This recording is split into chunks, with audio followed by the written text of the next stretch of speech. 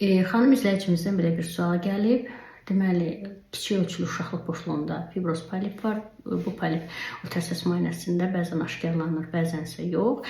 Və bundan başqa həmçinin uşaqlıqda fibromiom aşkarlanıb. Təbii ki, onun ölçüsü kiçikdir. Və xanım izləyici soruşur ki, bunun hər hansı bir dərman vasitəsilə, hər hansı bir müalicə ilə yox olması mümkündürmü? Ümumiyyətlə, istər fibromiomalar, istər poliplər heç bir dərman vasitəsilə yox ola bilməz.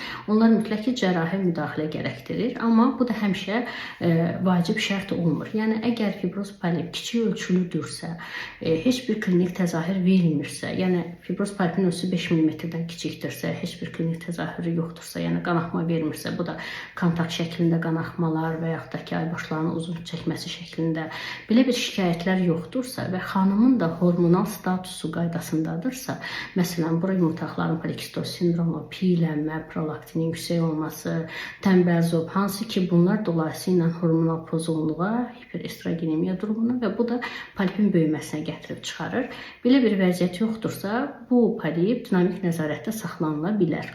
Fibromiomalara gəlincə isə, fibromiomalar böyüdükdə, sürətli böyüdükdə və qanaxma verdikdə mütləq ki, cərrahi yoldan xaric edilir. Yəni, istənilən halda, istər polipin, istər də fibromiomanın bədləşmə riski yüksək deyildir. Və bu xanımın durumunda həm polip, həm də fibromioma dinamik nəzarətdə saxlanıla bilər.